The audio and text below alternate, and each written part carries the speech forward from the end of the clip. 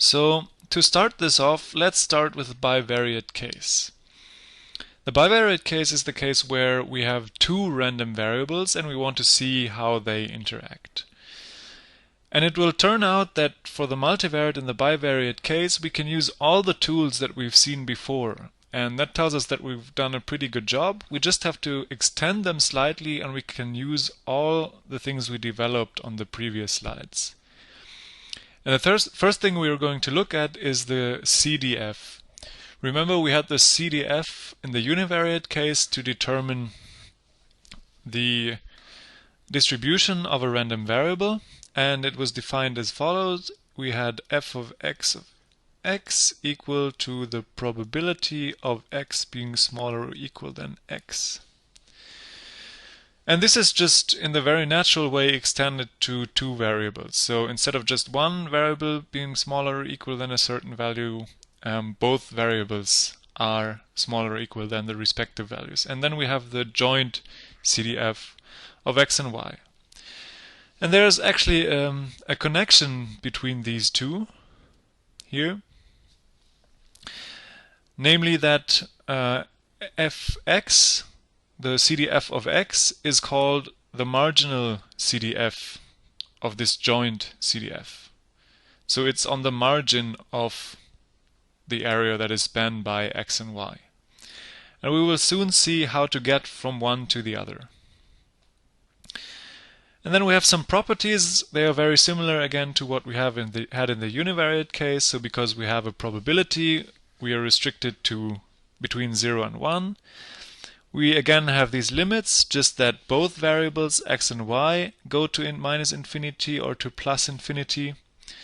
And they have to correspond to the respective probability. So that means the first limit here, this one corresponds to P of the empty set, the probability of the empty set.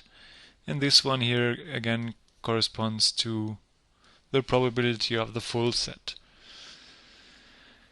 And now comes the interesting part. What is the connection between the univariate and the bivariate case?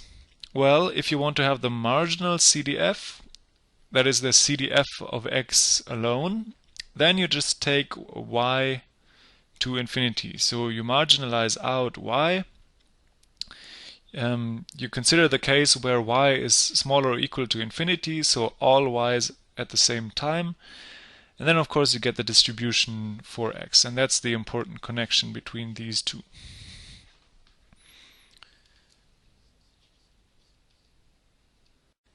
Next we can look at a special case of the bivariate case, namely if we have two continuous random variables x and y. And again we can get a density function which is then called the joint probability density function. And again we do this by taking the derivative. But now of course we have two variables, so we take the partial derivative with respect to each of these variables x and y. So we take the joint CDF for both, and then we take the derivative with respect to the first and with respect to the second variable. And again, the properties that we got to know for the univariate PDF, they generalize. We have that this is a slope, so it has to be non-negative, the first one, first property. Then if you want to calculate the probability of both variables to be, the tuple of both variables to be in a certain set, then you have to integrate over this set, just that it's now a double integral, and also the double integral over both variables over the whole domain, that is r squared, the real number squared, has to integrate out to 1, because this is again the probability of omega. And just like with the joint CDF, we can marginalize out the effect of one of the variables just by looking at the density. So if we have the joint density for x and y, and we're actually interested in the marginal density of x, then we could just integrate out the effect of y. So what we do is we integrate over the whole real line from minus infinity to infinity, so all values that y can take, and we integrate over y. So that's important. If we want to have fx, we have to integrate out y.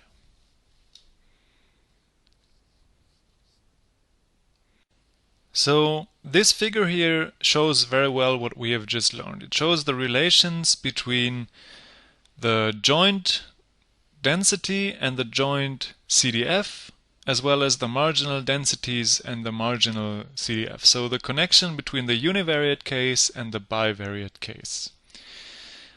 And just so that you don't get confused, I'm going to show you what we already knew. So in the univariate case, we already had this part here, and we also had this part here. So these are the relations between univariate PDFs and univariate CDFs, probability density functions and cumulative density functions. So you take the area under the curve to get from the density down to the CDF, and you take the derivative in order to get from the CDF to the PDF, and the same for y.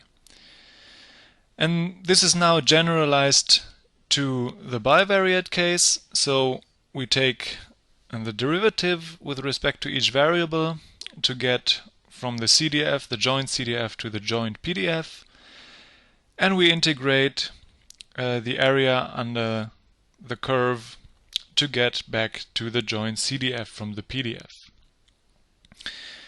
And what's left are these four arrows, and these four arrows, they correspond to this process called marginalization. So you remove the effect of one of the random variables by just considering every case that is possible. That's why you either, in the case of PDFs, that's why you integrate from minus infinity to infinity, or you take, in the case of CDFs, the limits to infinity.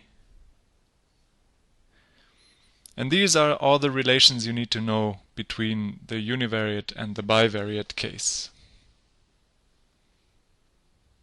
And for the sake of completeness, of course you can also do this for two discrete random variables. You're going to get a joint probability mass function in that case. So no need for derivatives here. You just have a function that directly corresponds to the probability of x taking the value x and the random variable y taking the value y. And the very same properties apply again, so it's between 0 and 1 because it's a real probability. And if you sum over all possible values of x and all possible values of y, then you have to get a total probability of 1.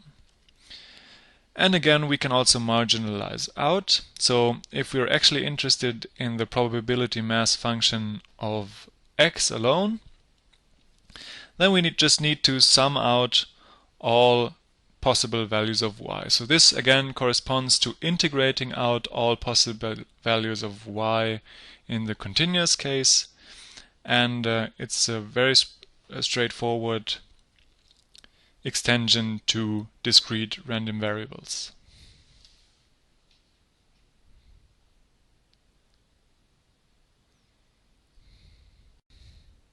So the previous slides, they extended our notion of probability measures and distributions to the bivariate case.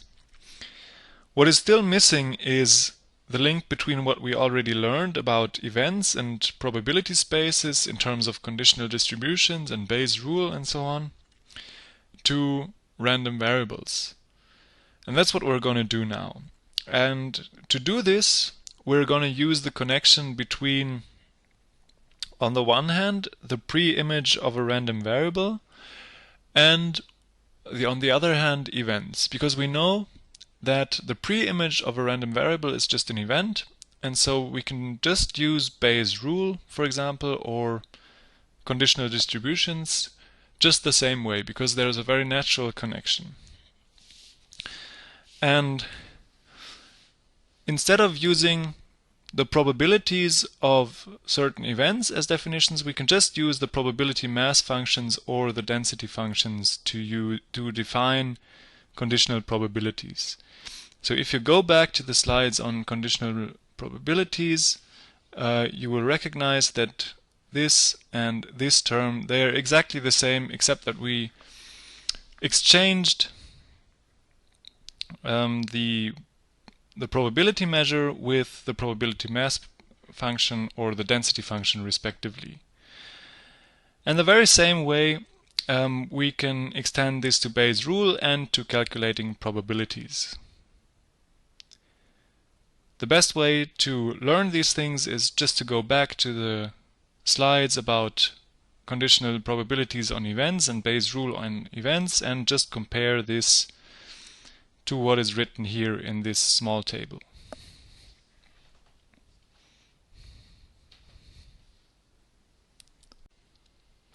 And of course we can do the exact same thing for independence. So independence so far was defined on events. Just to remind you, we had said that the probability of A, B decomposes into the individual probabilities, and that's the definition of independence of A and B. Otherwise you would have the cascading form by the multiplication law. And now we call two random variables x and y independent if for all values x and y, that's important, for all values x and y, the joint CDF simply decomposes into the individual CDFs. In general, that is not the case. That's very important to remember. It's not the case that the joint CDF decomposes. And why is this very natural? Well, what does this mean in terms of probability? Well, the joint CDF is the probability that x is smaller or equal than x and y is smaller or equal than y. And what we're saying is that this decomposes into the individual probabilities that x is smaller or equal than small x and y is smaller or equal than y. And this is just the definition of independence, and you can check this for two discrete or two continuous random variables. You also have equivalent definitions, or you can pose this as a theorem, that the joint probability mass function or the joint density, they decompose, or that the conditional mass function or the conditional density, that they are actually equivalent to the marginal densities or marginal mass functions. So you see the extension of the concepts that we had for probability spaces and events very naturally extend to random variables, and that's the big power of random variables. As soon as we have more than one random variable, you often stumble across one big assumption. It's an assumption that you also very often have in machine learning. And that's the so-called IID assumption, or independent and identically distributed. Now the question is, what does this mean? We call two random variables x and y identically distributed if they share the same distribution. And this means they have the same CDF. Or they could have the same mass function or density function. And this has some severe consequences. For example, of course, they have the same expected value or they have the same variance. Essentially, they share all their properties. They all have the same properties. But there's one thing this does not mean. It does not mean that x is equal to y. Again, you can picture this as, from a computer scientist's point of view, you could say that the distribution that these two random variables follow corresponds to a class in object-oriented programming, and x and y are two individual instances, two objects of this class. Now, they are only identically distributed, but maybe they are also independent in the sense of the previous slide. And if that is the case, if they're independent and identically distributed, that's the whole assumption IID. And now, why is this IID so important? Well, it's a standard assumption for data. So we assume that data that we have are actually samples from random variables, and all these random variables, each data point corresponds to one random variable, and each random variable is independent from all the others. So each sample point is independent from the other sample points. And furthermore, we assume that the process generating this data is the same for every data point, and that's where the identical distribution comes into play. And the good thing about the IID assumption is that it makes a lot of calculations much easier because of this decomposition property of independence. And we will see a lot of examples of this in exercises and future lectures.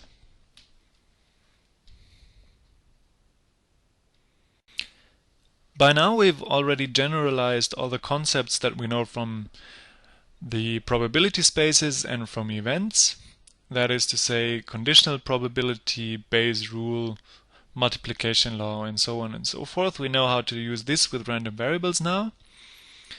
And we can do the exact same thing with expectation and covariance properties, or things that we know from the univariate case of random variables.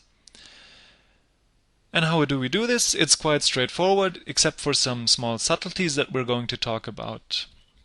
If you recall from the univariate case, the expected value was nothing else but a weighted sum. So we had this measurable mapping G, which would map the value of x to some other value on the real line, and to this value we would assign the probability mass or the density of the original variable. And then we would just integrate or sum over all possible values of x. And we will do the exact same thing in the bivariate case. So we have a function g, a measurable function that maps from r squared to the real line. So that's important. That's one little difference. We map to the real line. And then we assign a probability or a density value as a weight, and then we sum or integrate over all possible values to get the expected value. Variance, unfortunately, is restricted to one dimension. The trick with expectation was that we had this mapping G, which would map our two dimensions to one dimension, and this doesn't work for variance, at least not perfectly. Now, to save this concept of variance in the bivariate case, we introduce something called covariance that is very similar. And the covariance takes a very special mapping G and calculates an expectation. And this expectation resembles the variance. So recall the definition of variance, which was the following. It was the centered random variable, that is the random variable where we had subtracted the expected value, and then we squared the difference from the expected value. And here we have taken one of these factors of the square and replaced the x's with y's, and then we get the covariance. And just as with the variance, so let's write it down properly, this is the variance, and we could simplify this variance to e of x squared as an argument minus the expected value as a value squared. And here you can see that the variance is actually a special case of the covariance, namely if you take the covariance of x with itself, then you get the variance. Now what does the covariance tell us? Well, if two variables have a correlation of 0, we call them uncorrelated. And what does correlation mean? Well, correlation in statistics is usually defined through the Pearson correlation coefficient. That is, you don't take the covariance, but you scale the covariance such that it is in the interval between -1 and 1. And you do this by dividing with the standard deviations of the respective two variables. So this is the product of the standard deviations, if you recall it.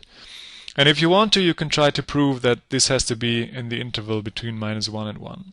And why do you do this? Well, it's much easier to compare covariances if they are all on the same scale. One very important thing to remember about correlation is that it measures the dependency between x and y, but only the linear dependency. So if there's a nonlinear dependency between x and y, it could happen that this dependency is not captured at all by the covariance. So it can be that two variables are uncorrelated, but that doesn't mean that they are independent. For example, if you have x in this direction and y in this direction, and you have distributions on a circle,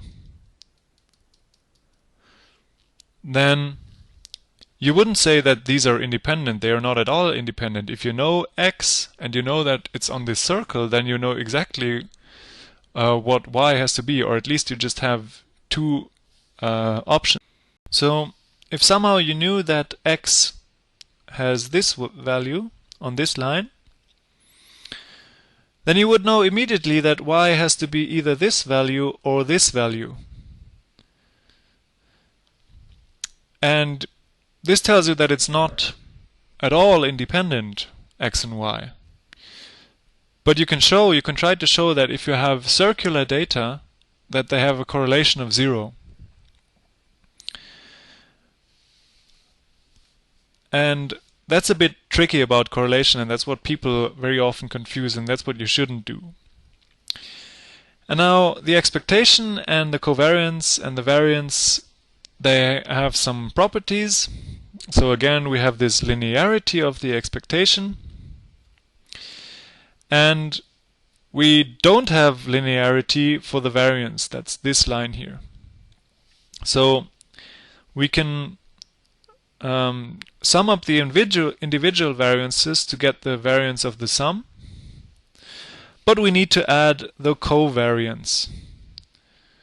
So this covariance, this interdependence between x and y, influences the variance. Now, I just talked about uncorrelated variables not being independent. However, the opposite is true. So if x and y are independent, then the covariance is 0. And furthermore, you can calculate the expected value as such. Once again, this will not work if they're not independent. It's linear if you have sums, but it's not linear, or whatever you want to call it, if you have products, unless you have independence. So this just tells you that you have to be very careful when dealing with the bivariate case, when deriving properties of these two variables. You can make mistakes very easily.